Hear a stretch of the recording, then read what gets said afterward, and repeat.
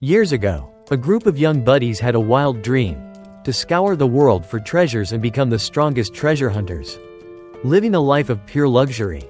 So, the six of them banded together, formed a team, and set off for the capital. In the capital, treasure hunters are the rock stars of society.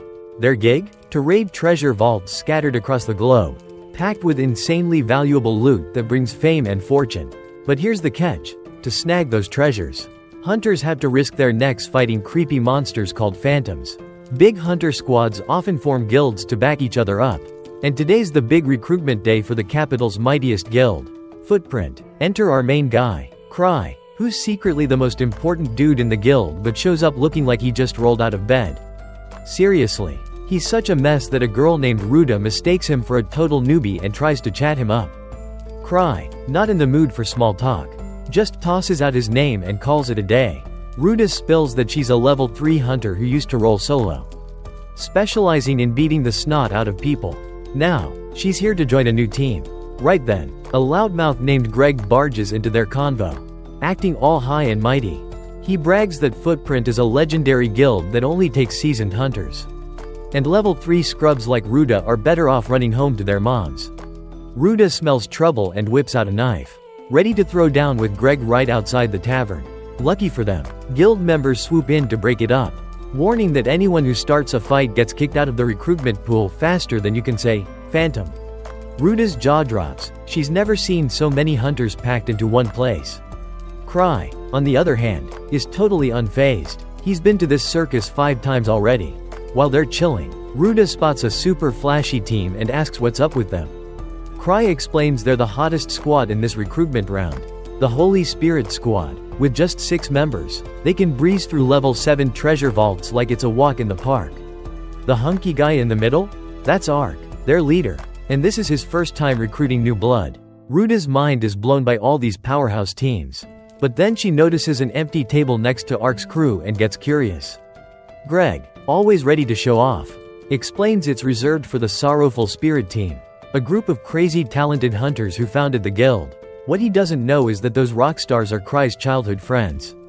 Greg adds that Sorrowful Spirit is recruiting this time, so a ton of solo hunters have shown up, hoping to score a spot. Just then, a cocky dude named Gilbert starts yelling, calling everyone in the tavern a bunch of losers. He claims he's only here to join Sorrowful Spirit because, at level 4, he's clearly the strongest guy around. Before he can finish his ego trip, a girl named Tino storms in, telling him to zip it. She insists she's the one who deserves to join Sorrowful Spirit. The guild folks try to calm her down, saying not to waste energy on a punk like Gilbert. But Tino's not having it. Greg and the other hunters even clear a space for them to duke it out, like it's a WWE match. Cry, fed up with the chaos, grabs Ruda and sneaks outside to dodge the drama. Meanwhile, Tino's radiating pure murder vibes, warming up with some basic moves and daring Gilbert to come at her full force. But as she pulls out her weapon, she spots a familiar figure and ditches the fight to chase after Cry, blocking his path like a total badass. Tino props a foot on the wall and asks, "Yo, Guild Master, what are you doing here?" Ark jumps in to drop a bombshell. Cry isn't just the leader of Sorrowful Spirit, he's the freaking Guild Master of Footprint. The whole tavern goes silent, jaws on the floor. Ark even spills some tea about Cry's epic past, calling him a level 8 hunter, the ever-changing legend. Cry just cringes, thinking, man, this is so embarrassing.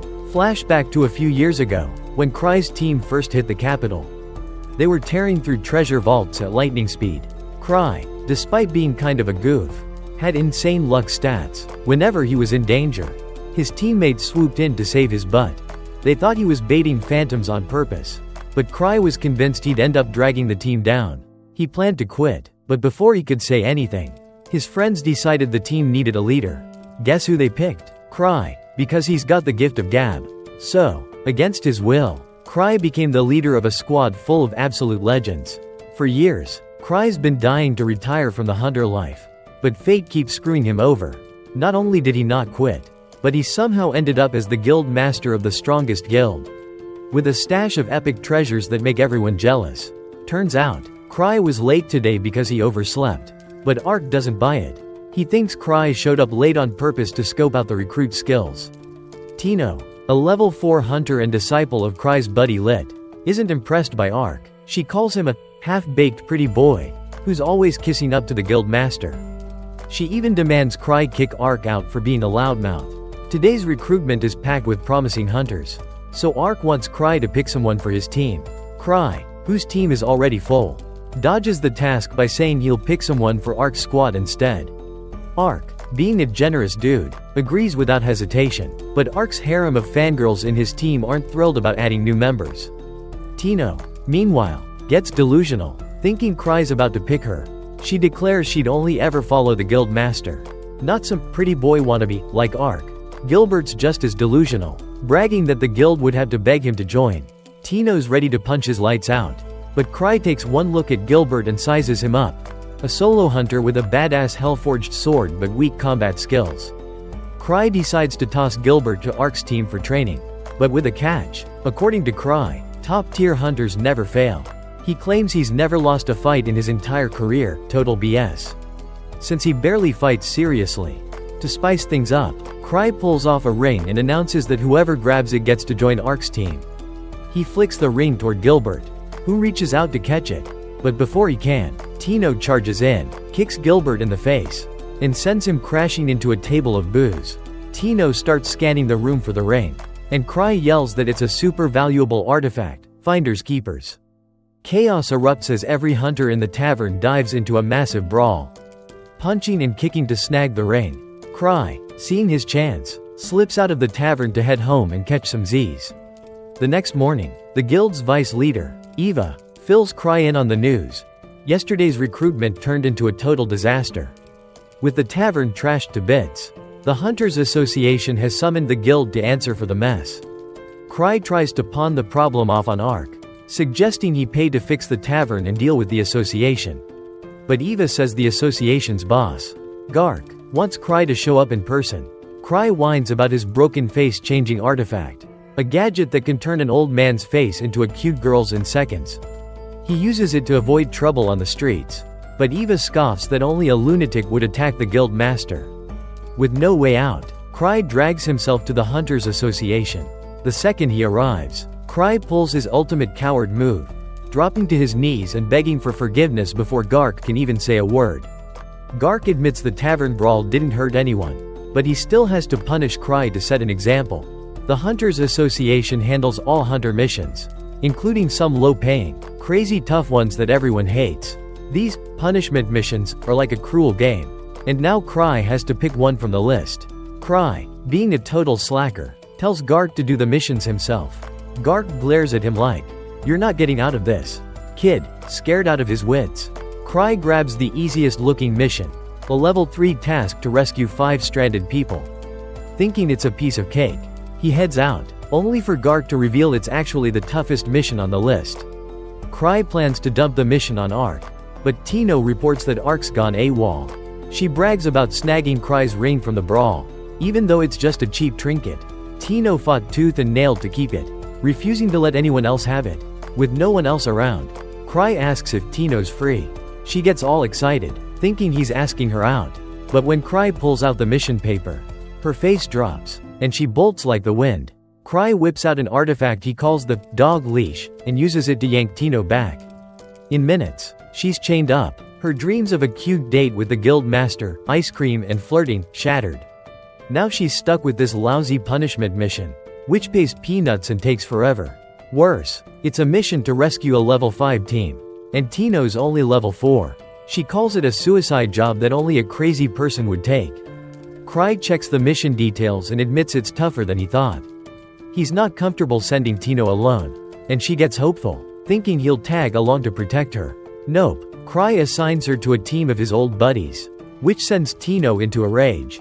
Speechless with fury, she's now stuck with 3 familiar faces, heading off to rescue people from the White Wolf Cave. 6 years ago, Cry and his crew rolled up to the Hunters Association for their first ever registration. Cry, knowing he was kind of a total noob, tried to convince his buddies to ditch the plan and head home. No surprise, nobody listened. They trekked all the way to the capital to become treasure hunters. So quitting wasn't an option. Seeing Cry looking like he was about to wet his pants, his pal Luke stepped up to break the ice. Kicking the door open like a badass, Luke stormed into the association and shouted, "Who's the toughest guy in here?" Then he flexed hard, declaring himself the world's greatest swordsman. Not to be outdone, Lit chimed in, boasting that she was the planet's slickest thief. Today, their leader Cry was dragging them all to sign up as official treasure hunters. Cry, meanwhile, was cringing so hard at being called the leader, thinking, "Man, this is so freaking embarrassing." The receptionist handed Cry a form to fill out the team's name and symbol, two big deals that'd represent their squad. She advised him to pick something cool, but Cry, being Cry, went with sorrowful spirit and a skull logo. Why? To rub it in everyone's faces that making him the leader was a terrible idea. His 6 teammates flipped out, calling the name absolute trash, but Cry doubled down, threatening to quit leadership if they didn't go with it, not wanting to bum him out. The gang did a 180 and started hyping up Sorrowful Spirit as the coolest name ever. And just like that, Cry's team was born, kicking off the golden age of treasure hunters. Cry, against all odds, became the leader of the capital's most legendary hunter squad.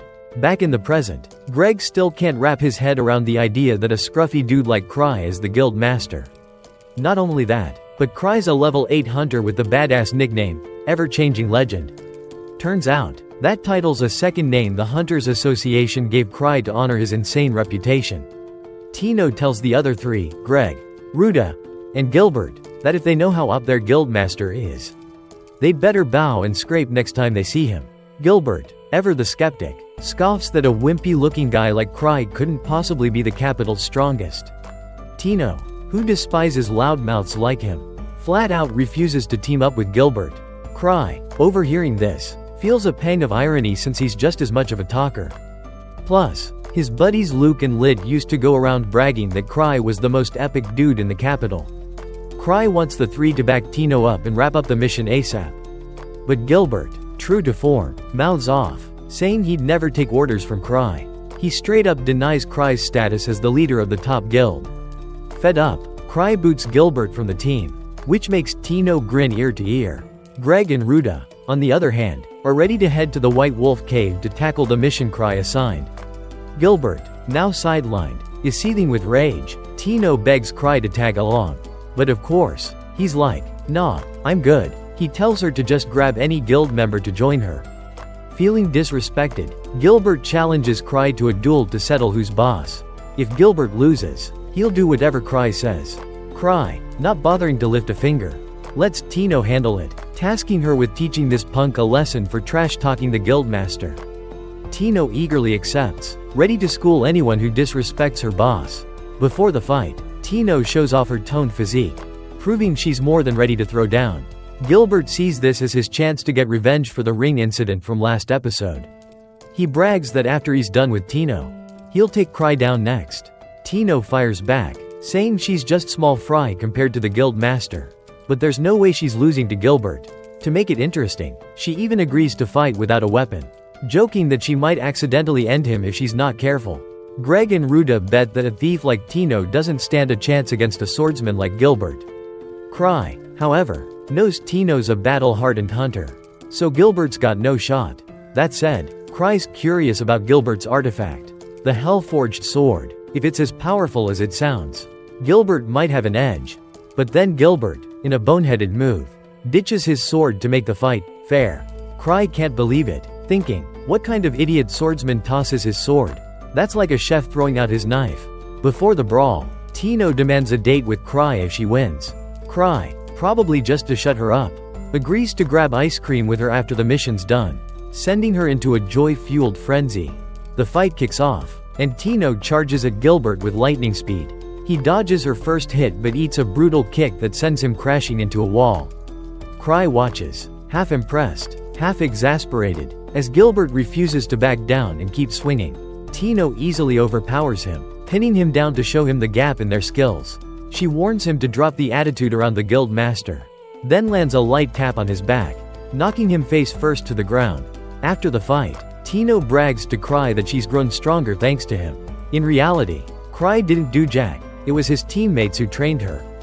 Gilbert, meanwhile, wallows in defeat, reflecting on his past. As a kid, he trained tirelessly with a sword, dreaming of becoming a hunter. As an adult, He came to the capital, formed a team, and cleared tons of treasure vaults, which inflated his ego to cosmic levels. Losing to Tino now leaves him bitter and humbled. Tino tells him to pick up his sword and keep fighting, but Gilbert's too proud to use it, which disappoints her. She points out that in a real battle, ditching his sword would have gotten him killed ages ago. Cry knows Gilbert quit his old team because he couldn't keep up with his stronger teammates. Cry's been there himself, but he never abandoned his crew, or rather, his crew never abandoned him. Gilbert's mind is blown, thinking the capital's strongest team relies on Cry. That ever-changing legend nickname must be legit. When Cry casually swings Gilbert's hell-forged sword, it erupts in flames, wrapping the area in a fiery glow. Cry rattles off every detail about the sword's power like he's read the manual, leaving Gilbert speechless. In all his years wielding it, Gilbert never pulled off flames that big. Cry explains that mana matter is the core energy of this world, and treasure vaults are packed with it, which is why nations are obsessed with studying them. The White Wolf Cave is one such vault, home to magical wolves. Overhunting drove these wolves to extinction, turning them into vengeful phantom wolves. Eva, the guild's vice leader, is floored that Cry sent a team to a dangerous place like the White Wolf Cave. But Cry's confident Tino can carry the squad. He thanks Eva for filling him in on Gilbert's backstory, admitting he knew nothing about the guy at first. Cry also gushes about messing around with the hell-forged sword earlier, calling it a gorgeous, powerful artifact worth collecting. Even a sword noob like him could use it with ease.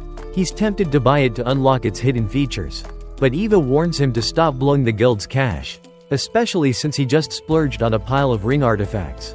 As vice leader, Eva knows Sorrowful Spirit rakes in crazy profits, but Cry needs to quit wasting money and maintain the team's rep. Plus, he still owes some guild members money. Cry, unbothered, points out that Sorrowful Spirit splits profits evenly among members, no matter their contribution. So, even though he barely does anything, he's still swimming in cash to buy new artifacts. Suddenly, he remembers his dog leash artifact ran out of juice last time.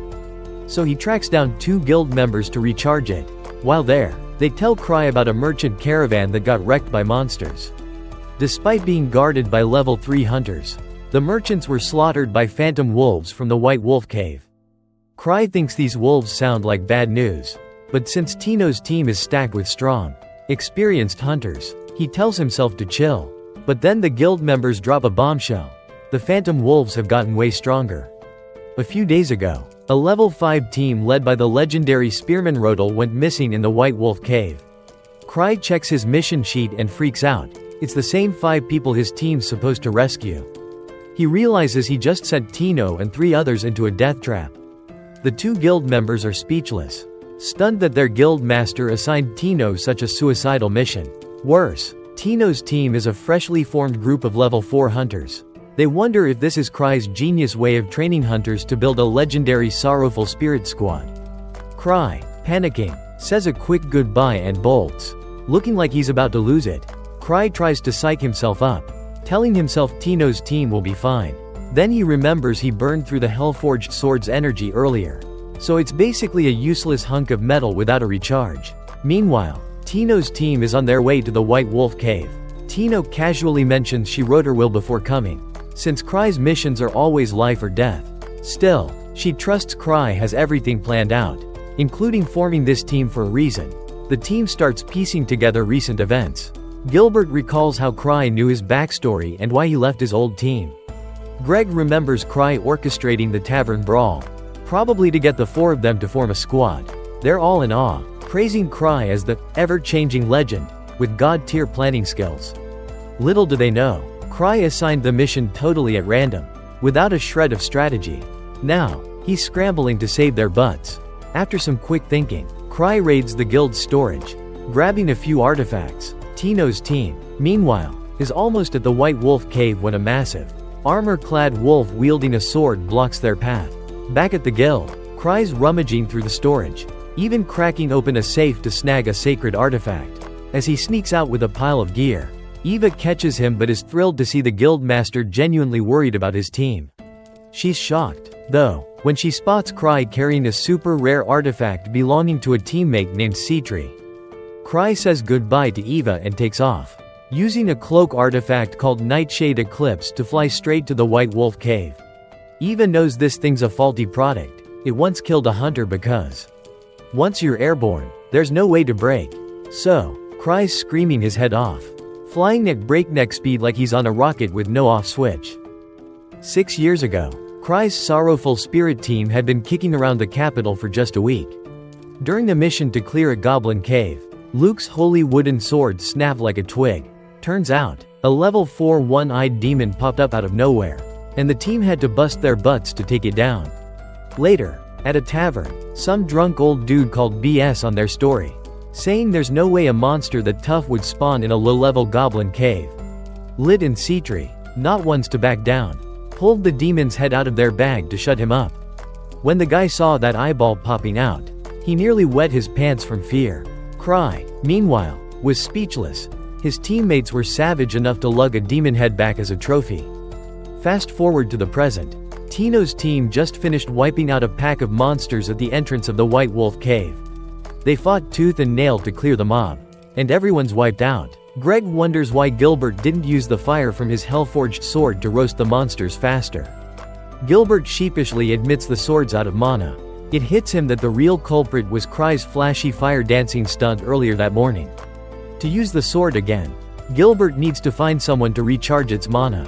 Ruda suggests the team pull back, half joking that the people they're supposed to rescue might already be toast. Greg agrees, wanting to play it safe since the monsters are way too strong. But Tino's not having it. She's convinced the missing hunters are still alive. Plus, she's got unshakable faith in Cry's god-tier plan. She even thinks Cry drained the Hellforged sword's mana on purpose to teach the team not to rely on artifacts. As they enter the cave, the team spots a group of monsters armed with guns and crossbows. Gilbert volunteers to charge in and clear the way, but Tino snaps at him, calling him a big-headed moron for trying to show off. As the team leader, she lays out a strategy to keep everyone alive. First, Tino and Ruda will use their agility to bait the monsters. Then, Gilbert and Greg will flank them from behind. If things get dicey, everyone's gotta fight full throttle, no using teammates as meat shields.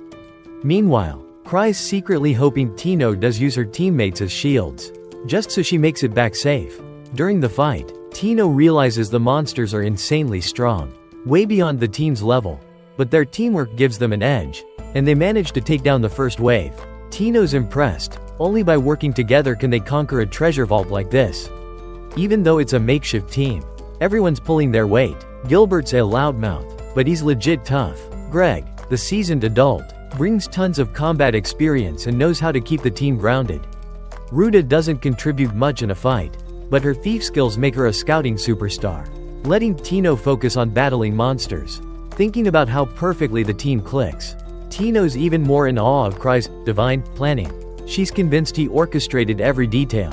Gilbert, mid-fight with a monster, reflects on his old team. They tried hard but couldn't keep up with him, and the skill gap pissed him off enough to ditch them. Now, looking back, he realizes he underestimated their effort. Fighting alongside his new teammates feels way more fulfilling. And after swinging his sword like a madman, Gilbert takes down the last wolf in the pack. Even Greg gives him props for being a reliable teammate. Deeper inside, the team finds a massive open space. Tino gets a bad feeling, sensing something terrifying is about to show up. Cry's missions always throw in some nightmare-level final boss. After all, Greg, spooked, suggests retreating, but Tino insists he needs tough missions like this to grow. Besides, they've come this far without a scratch, so a few bosses should be no big deal.